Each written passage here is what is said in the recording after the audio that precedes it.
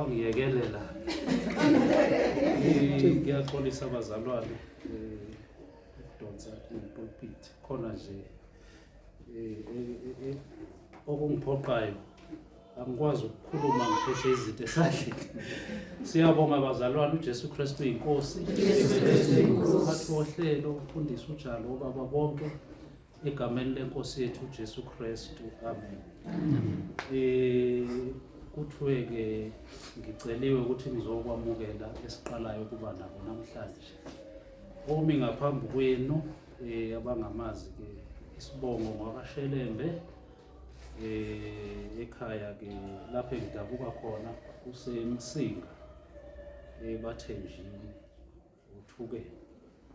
Siyanemukela-ke kakhulu bazalwane, siyathokoza kakhulu ukuthi uNkulunkulu aniholele lapho namhlanje ukuthi nizohlanganyela kanye nathi.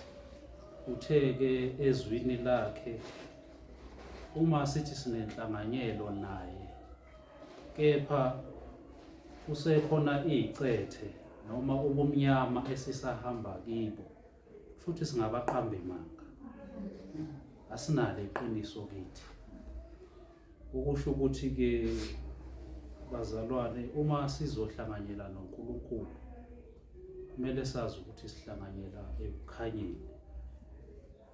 Kumele sazi ukuthi sinyathela la akanyathele khona okuyindlela yokukhanya. Uma sekuvela ubumnyama ohambeni lomuntu nomuntu, kusho ukuthi usengumqambi manga, sekukhona la engasenalo iqiniso khona. Siyanamukela bazalwane, angazi kungakanani enikwaziyo ngebandla entabeni endlu kaJehova kuyabonelela, kepha-ke ngobufakazi benu kubukeke engathi kukhona esenikwazi. Ibandla yilo-ke leli entabeni endlu kaJehova kuyabonelelwa. Ikomkhulu lethu lise-Richards Bay, lapho kukhona khona umsunguli noma umholi webandla, uMpostoli uSibande. Ngiyathemba-ke ukuthi ngokuba sekhaya lezwi seniyazazi izinto eziningi, mhlawumbe okungamele ngizichaze ukuthi siyibandla elikhonza kanjani. Mhlawumbe nje osingakubalula ukuthi siyaye siguqe uma sikhuleka la enkonzweni ebandleni lasentabeni endlu kaJehova kuyabonelela. Mhlawumbe okufike kube umehluko kumuntu oqalayo ukuba nathi ukuthi leli bandla kuguqwa njalo, thandazwa njalo. Kwathi uNkulunkulu siguqe kuleli bandla uma sikhuleka, ngoba nenkosi uJesu yaguqa. Cathi udadewethu uMasikhakhane naye ngangekho efika, kepha nje siyamemukela naye egameni lenkosi yethu uJesu. Siyathokoza kakhulu ukuthi abe nathi futhi engathi nje usazoba nathi, angazi, ngiyabona ngathi uthando olukhona. Umndeni wakaNtombela mhlawumbe bazoke basitshele-ke namhlanje ukuthi isiphi lesikhala lesi okuthiwa siyohlangana esikhaleni kaNtombela. Hayi, namhlanje-ke bazoke basitshele uMrs Duma to be. Hayi, siyajabula kakhulu ukuthi uzohlanganyela kanye nathi. Inkosi ibusise. Bese kuba noNompilo Nxumalo Mazwini. Siyambonga kakhulu uNkulunkulu. Sinabo abazalwane abasedobsengweni nabaseSoweto nje abakhona la. Ngathanda ukuthi uma kuphuma inkonzo mhlambe laba abafikayo mhlambe baxhumane nangu nobhala wesigungu sebandla, mhlambe nje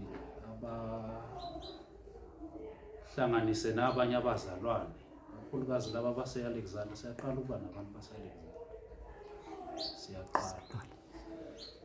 Kepha nje nangu umxhumanisi waseSoweto ababuya ngaseGoli ngikhona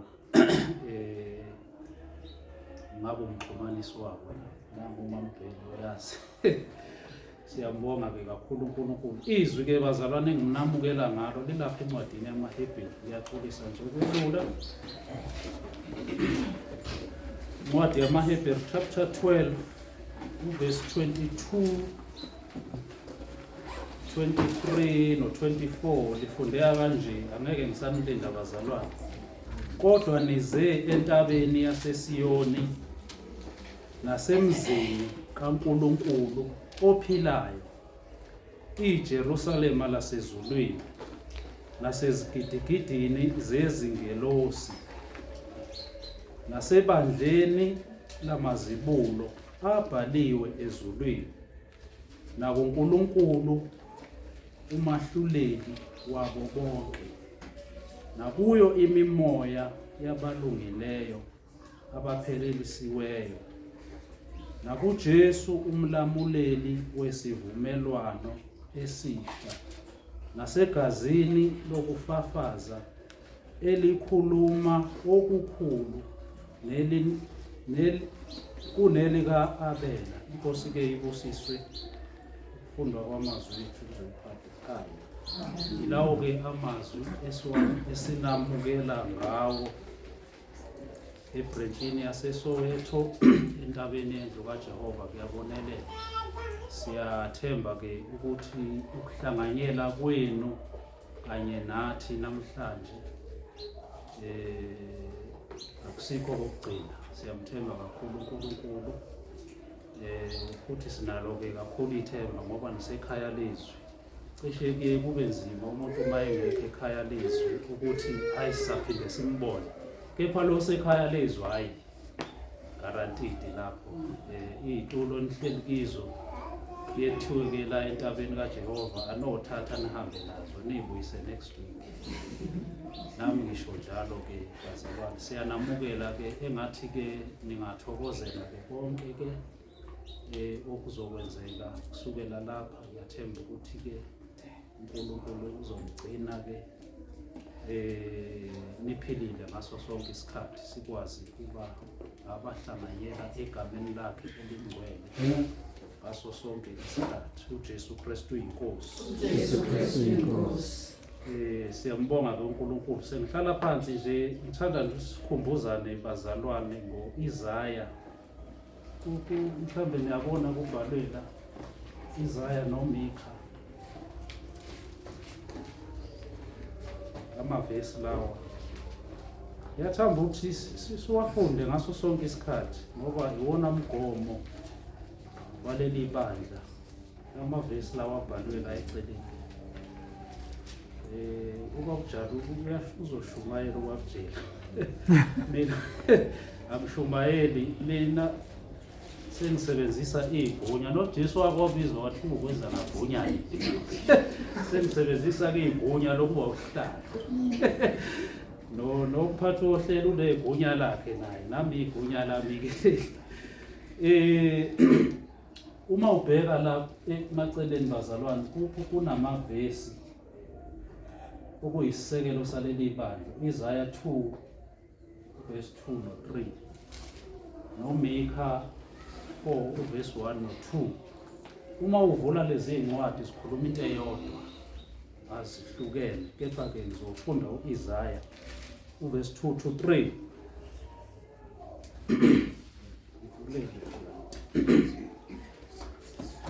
Isaiah 2 ufundeka kanje: kuyakuthi ngezinsuku ezizayo intaba yendlu kaJehova iqiniswe esiqongweni sezintaba, iphakame kunamagquma, nezizwe zonke ziyakugobhozela khona. Abantu abaningi bayakuhamba bathi, wozani sikhuphukele entabeni kaJehova, endlini kaNkulunkulu kaJakobe. Uyakusifundisa izindlela zakhe, sihambe emikhondweni yakhe. Ngokuba umthetho uyakuvela eSiyoni, nezwi likaJehova eJerusalema. Thanda kakhulu-ke lapha ku-3 la kuthi khona uyakusifundisa izindlela zakhe sihambe emikhondweni yakhe. Size la bazalwane ukuzofunda izindlela zikaJehova, izindlela zikaNkulunkulu. Cishe uma uyazi emblem yasentabeni yendlu kaJehova kuyabonelelwa. Abantu bavela ezindleleni ezehlukahlukene, kepha nje ekugcineni iyodwa indlela ebaphuphulela esiqongweni sentaba la okumele sonke sikhuphukele khona. Akulula-ke bazalwane, njengoba udadewethu ebesho ethi akulula. Kunemkhuleko esiyenzayo la entabeni yendlu kaJehova, kuyabonelela ekuseni phakathi neviki siye sikhulume nje nobaba uJali sithi hey, kumele sikukhulekele lokhu nalokhu nalokhu. Kokunye kwesike sikhulume ngakho ukuthi kumele sikukhulekele, siye sibone ukuthi kukhona okusinyonyobelayo, bese siyacela sikhulume nje nobaba uJali ukuthi ake sikhulekele ukuthi lento iziveze le esinyonyobelayo. Angisuye umuntu othanda ukuba achaze kakhulu amaphupho, kepha nje kube nephupho engibe nalo ngiphansi kwesihlahla engathi isihlahla nje lesi ejwayele ukuhlanganyela khona abantu. Uma kuvela leli phupho kuvele ngathi nje ngingedwa, akunamuntu ngaleso sikhathi, kepha engathi nje abantu bayabona ngiphansi kwesihlahla. Uma ngibheka lapha phezulu egatsheni eliphezulu ngibona kulele amagatsha amabili ame kanje. Kulele khona lesilwane okuthiwa imbulu, ngazi ngizoyibiza ngayo. Khona kwelinye igatsha kulele inyoka. Zilele nje kanje engathi yimi kuphela obebona ukuthi kukhona inyoka kuleli igatsha elinye, ngoba nje ilele nje yenze sure ukuthi ungayiboni. Nembulu futhi ilele kwelinye ukuthi wenze sure ukuthi ungaboni. Ngabona ukuthi kungenzeka ukuthi abantu abaningi beza phansi kwalesihlahla, kepha ikhona into eyingozi phansi kwalesihlahla, kepha babone. Kudingeka nje umuntu oyedwa ozobaxwayisa ukuthi kukhona ubungozi la. Vele laphela-ke iphupho labo. Angangazi ukuthi lichaza ukuthini, kepha-ke uNkulunkulu ngicathi uyambula. Angizokusho ukuthi ukwambuleni, kepha-ke leli phupho sengiyaliqonda. Engizocela ukuthi sikuxwaye-ke bazalwane ukuthi siqaphele ukuthi singasetshenziswa isitha esingusa. Kuyazi ukubuhlungu kanjani ukuthi usetshenziswe isitha kepha wena ungaboni. Futhi noma abantu bekutshela kuye kube nzima ukwamukela ukuthi usetshenziswa isitha, ngoba usuke ungaboni ngempela. Futhi ngeke ubone, uyobona nje sekwadlula bese kube nzima ukubuyela emuva uyobheka. Ngicela abazalwane uma sithola isikhathi ke siyofunda nje indaba kaHana. Ubaba umpostoli uhlezi icacisa le ndaba ukuthi uHana wakhuphuka eyokhuleka eShilo eyocela izicelo zakhe. Uma efika lapha wafika waphoxeka. Waphoxa ubani? Umuntu lo akayocela kuye. Kepha akazange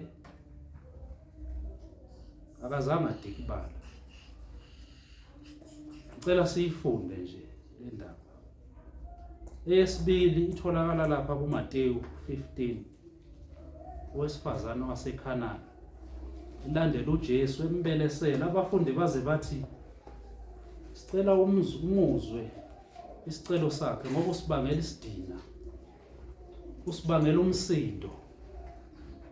Kusho kuJesu. uJesu wathini? Wathi angeke ngithathe isinkwa sabantwana bakaNkulunkulu ngisiphe izinja.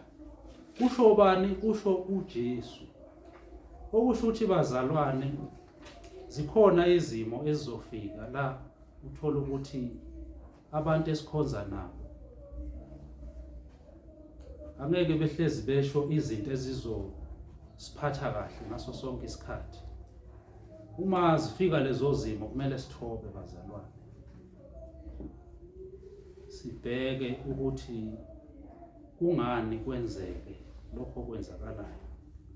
Eyokugcina indaba engicela niyoyibheka indaba eyenzeka kuDavid. Ngithi lapha kuSamuel wesibili chapter 16, uDavid kwaphuma umuntu wamthuka nje, wamusho ngeenhlamba, wamusho ngazo zonke iy'nhlamba, kepha uDavid akazange ephendula ngoba wayeqonda ukuthi lo muntu akakwenzi lokho ngoba ezenzela yena, kepha uthunywe uNkulunkulu ukuthi azomnamba ngeenhlamba lezi akamnemba ngazo. Ngicela sihambe bazalwane siyofunda lezi ndaba zontathu. Mhlambe uma sesizifundile sizoqonda ukuthi yini uNkulunkulu akayifuna kithi. Mhlambe uma uSathane esinyonyobela efuna ukusebenzisa sizokwazi futhi ukusheshe sibone. Mhlambe bese nereaction yethu iyashintsha. Kakhulukazi sikhulekele ukuthoba bazalwane. uJesu Kristu inkosi. Indaba nje cela babujala uphoze engifuna ukuyixoxa